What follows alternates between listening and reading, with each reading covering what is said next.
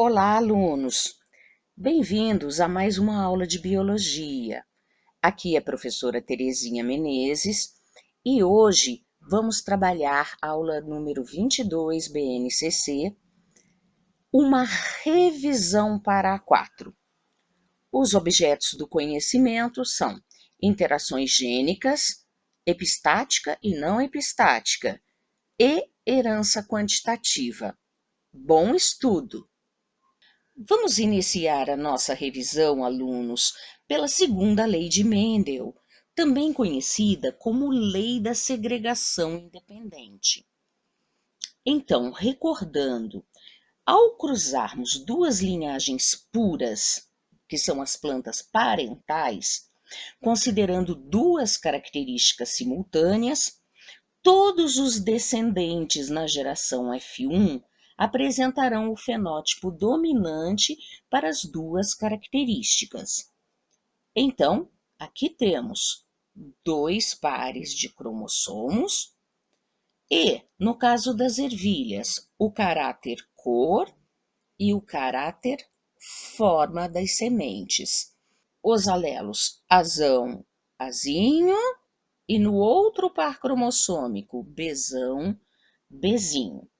Alunos, quando nós realizamos o cruzamento da geração F1 entre si, nós vamos obter uma nova geração, que é esta aqui, a geração F2, na proporção 9, 3, 3, 1. Então, vejam bem, genótipo azão traço, Bzão traço. Nós temos 9 amarela lisa. Genótipo azão traço, Bzinho, Bzinho. Nós teremos a proporção 3 para o fenótipo amarela rugosa. Genótipo azinho, azinho, Bzão traço. Teremos a proporção 3 para o fenótipo verde lisa. E o duplo recessivo, azinho, azinho, Bzinho, Bzinho, teremos a proporção 1 em 16, com o fenótipo verde rugosa. Alunos, recordando, para explicar esses resultados experimentais, o Mendel propôs que os fatores que determinam uma característica se separam na formação dos gametas de modo independente dos fatores que determinam a outra característica, podendo se combinar ao acaso. Interação gênica não epistática. Alunos, observem, aqui temos um par, né, cromossômico com um par de genes, o azão e o azinho. Neste outro par, nós temos os genes Bzão e Bzinho. Observem, alunos, que a interação gênica ela ocorre quando os produtos de um ou mais genes interagem e afetam uma ou mais características fenotípicas. Um exemplo clássico de interação gênica não epistática é a forma da crista dos galináceos. Recordando, crista simples, crista rosa, crista ervilha e crista noz. Se cruzarmos, alunos, dois organismos duplo heterozigóticos, teremos então, né, nós, crista nós, vezes crista nós. Quadrado de Punnett, realizando o cruzamento, teremos 16 genótipos, sendo que, recordando, alunos, quando nós temos o alelo dominante Rzão, na ausência do alelo Ezão, nós teremos o aparecimento da crista rosa. Já o gene Ezão, na ausência do alelo Rzão, irá condicionar a crista ervilha. Nos genótipos em que aparecem, vejam só, os genes dominantes, ambos, a crista é nós.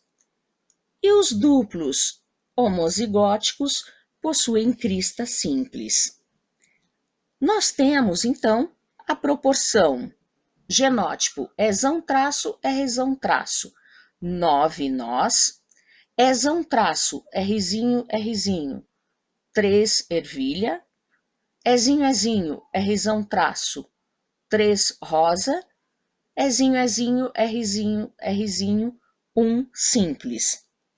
Observem, alunos, em F2 a mesma proporção fenotípica da segunda lei de Mendel. Mas não esqueçam o seguinte: na interação, os dois pares de genes determinam apenas um caráter. Interação gênica epistática recessiva. Alunos, recordando que epistasia é um caso específico de interação gênica. Neste caso, os alelos de um gene impedem a expressão dos alelos de outro par. Observando, alunos, que pode ou não estar no mesmo cromossomo, ok? Então, vejamos aqui este exemplo. Nós temos um par cromossômico com os alelos azão e azinho. Um outro par cromossômico com os alelos Bzão e Bzinho. Sendo que este alelo azinho, ele é epistático em relação a estes alelos aqui, ao Bzão e Bzinho. O que está sendo inibido, recordando, chama-se hipostático. Perfeito? Vamos ver aqui um exemplo de epistasia recessiva na cor da pelagem dos ratos. Vejam só, alunos, nós temos os seguintes fenótipos: selvagem ou agouti. É uma coloração castanho acinzentada. Temos o fenótipo coloração preta e temos o fenótipo albino, pelagem branca, que é produzido por epistasia. Então vejam só, alunos, ao realizarmos o cruzamento de dois organismos duplo heterozigóticos, fenótipo cinza, nós obteremos 16 descendentes. Aqui estão os genótipos e os fenótipos possíveis. Observem, alunos, azão-, bezão-, nós teremos 9 descendentes em 16, cujo fenótipo é pelagem cinza. Azão-, bezinho, teremos 3 representantes, cuja coloração é pelagem preta. Azinho, bezão, Aqui nós teremos em 16 3 representantes albinos. Por que isso? Vejam só, porque azinho, né, que atua somente em dose dupla, por isso é uma epistasia recessiva, está impedindo a manifestação do bezão. Impede, portanto, pelagem branca. E aqui, da mesma forma, azinho, bezinho, que é este representante aqui. Né? Então, o azinho, atuando somente em dose dupla, é uma epistasia recessiva e teremos um albino. Portanto, na proporção, teremos 9 cinza, 3 preto, 4 fenótipo albino. Já na interação gênica epistática dominante, a presença de um único alelo epistático é suficiente para causar a inibição do hipostático. Então, vejam aqui o exemplo, né, do azão impedindo a manifestação destes alelos de outro par. Então, vamos para o reino vegetal. Pegar aqui o exemplo das abobrinhas. Alunos, ao cruzarmos dois organismos duplo heterozigotos, na coloração branca, né, então fenótipo branco, teremos aqui este resultado, fazendo o quadrado de Punnett. Então, observem, azão traço, bezão traço. Temos aqui o gene azão, que é epistático, portanto, ele está impedindo a manifestação de cor. Então, teremos 9 representantes com fenótipo branco. Aqui temos azão traço, bezinho, bezinho. Vejam, temos o gene azão, um apenas é suficiente para exercer a epistasia e temos, portanto, 3 brancos. Já neste genótipo, azinho, azinho, bezão, traço, o gene azinho, ele não exerce, ele não tem, né, o efeito epistático. Então, neste caso, a cor se manifesta e teremos a proporção 3 com fenótipo amarelo. No duplo recessivo, azinho, azinho, bezinho, bezinho, mesmo caso, azinho, azinho não impede a manifestação da cor, a cor se manifesta e teremos a coloração verde.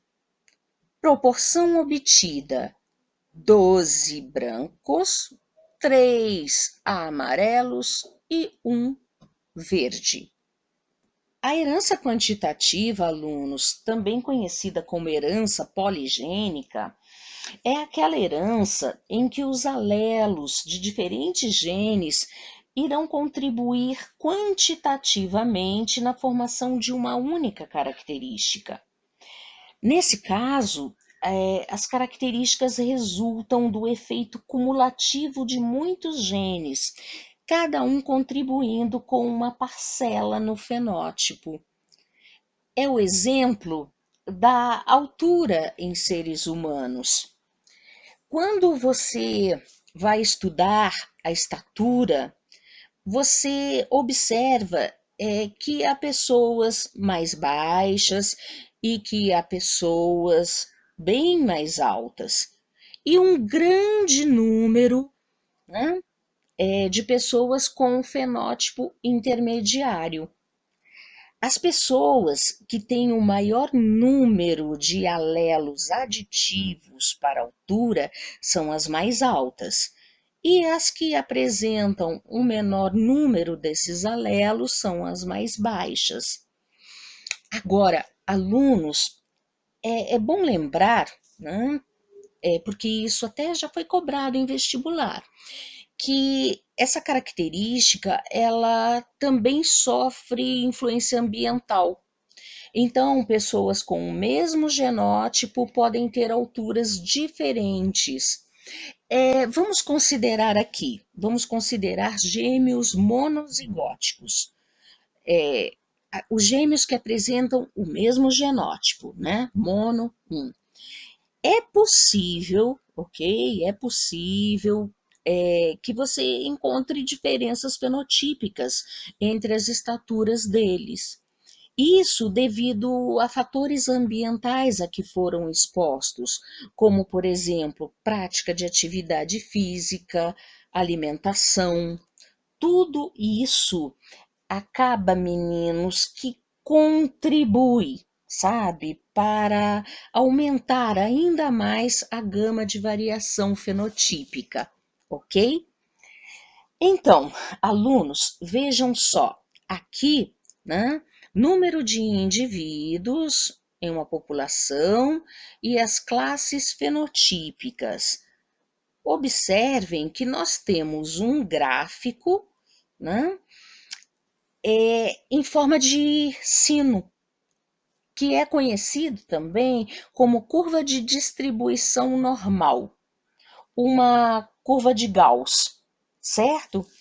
E neste caso aqui, olha só, o número de alelos é igual ao número de fenótipos menos 1. Número de fenótipos é igual ao número de alelos mais 1. Então, aqui, observem, alunos, nós temos 9 classes fenotípicas. Então, 9 menos 1, nós temos 8 alelos envolvidos nesta herança. Número de fenótipos, como é que você descobre? Número de alelos mais 1. Então, neste caso, 8 alelos mais 1, 9 fenótipos. Quando usar o triângulo de Pascal?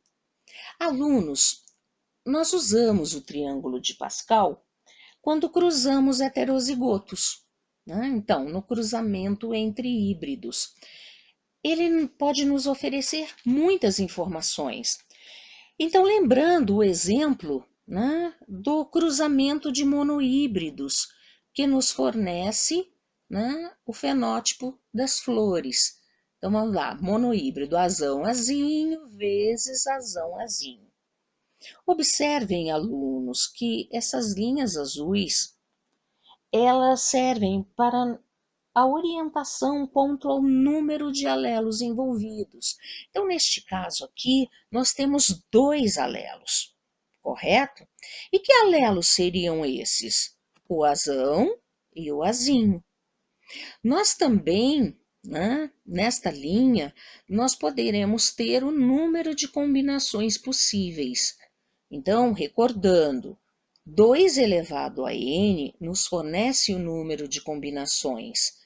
N corresponde ao número de alelos.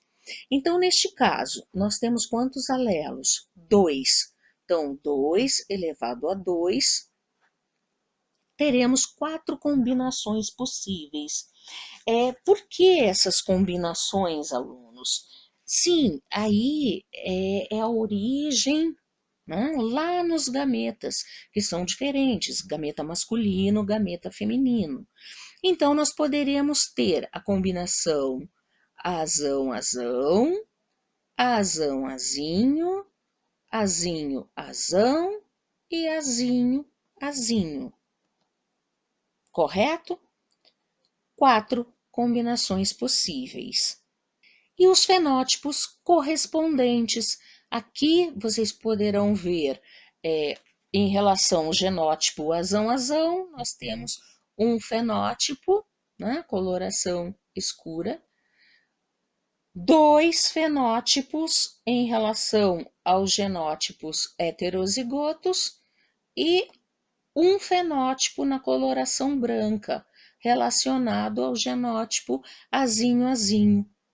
Então, observem, alunos, nós temos a proporção 1, 2, 1.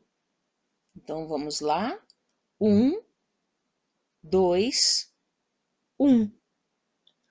Alunos, lembrando que cada linha do triângulo de Pascal representa todas as classes fenotípicas possíveis para o cruzamento de heterozigotos para caracteres quantitativos, ok? Essas classes fenotípicas, elas se distribuem de acordo com os coeficientes do binômio de Newton, que nos são fornecidos diretamente pelo triângulo de Pascal. Outro exemplo, né, que estudamos foi em relação aqui à altura das árvores, que nós temos no caso aqui o cruzamento de híbridos, né, com 4 alelos, portanto, 5 fenótipos, aqui a proporção fenotípica em 16 combinações. E ainda, em aula anterior, nós estudamos o cruzamento de tríhíbridos, no caso aqui do moranguinho, né? E aí temos 6 alelos envolvidos, temos 7 fenótipos possíveis com estas proporções em 64 combinações possíveis.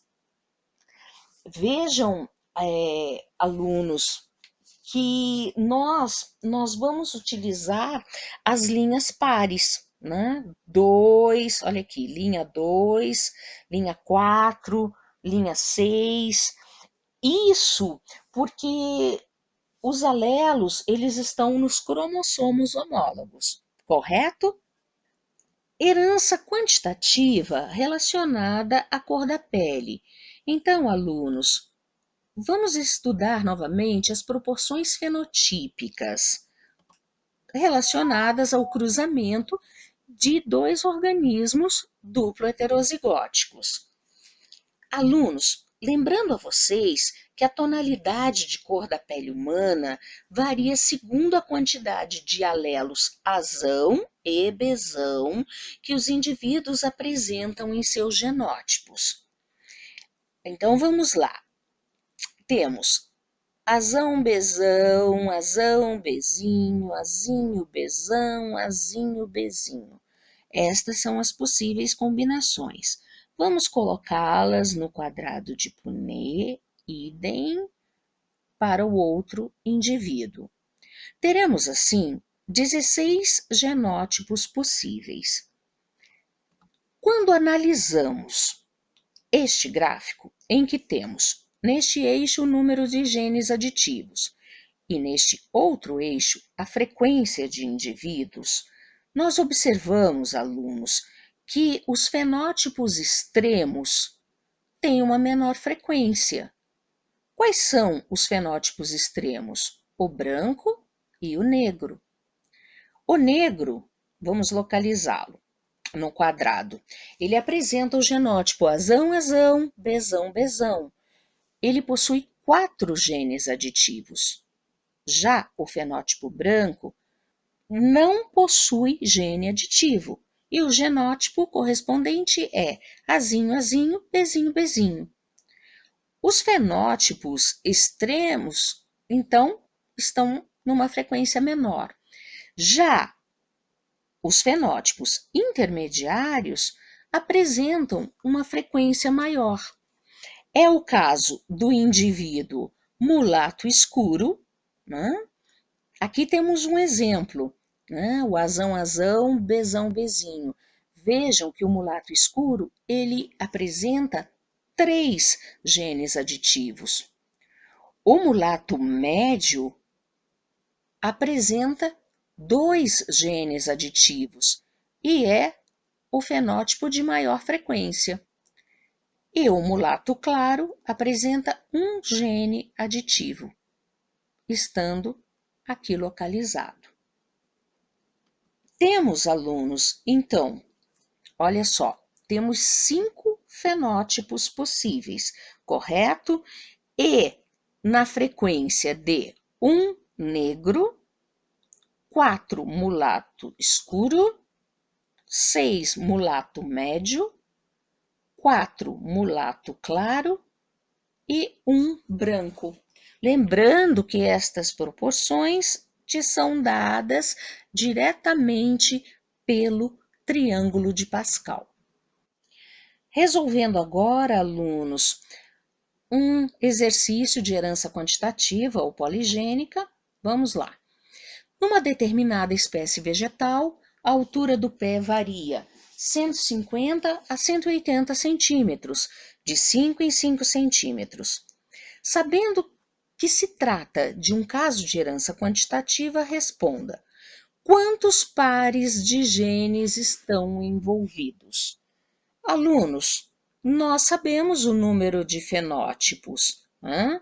Então vamos lá, está variando de 150 a 180, de 5 em 5 centímetros. O problema te informa isso. Então, nós temos 150, 155, 160, 165, 170, 175 e 180. Ou seja, nós temos 7 fenótipos. Se você sabe o número de fenótipos, você sabe o número de genes envolvidos. Basta fazer esta continha. Número de fenótipos menos 1, que é igual a 6 alelos, ou seja, 3 pares de genes. Atenção aqui, hein, quanto à pergunta, para você não errar. Porque, olha, quantos pares de genes? Se você responder 6, você errou. São 6 alelos, ou seja, 3 pares. Fiquem sempre atentos, tá, alunos? Qual é o resultado fenotípico do cruzamento entre os dois extremos? Ora, se eu tenho 6 alelos envolvidos e o cruzamento é com os extremos, eu sei que um extremo tem 150 centímetros e nenhum aditivo. O outro extremo tem 180 centímetros e todos os genes aditivos. Resultado do cruzamento: terei um triíbrido, Azão, Azinho, Bzão, Bzinho, Czão, Czinho.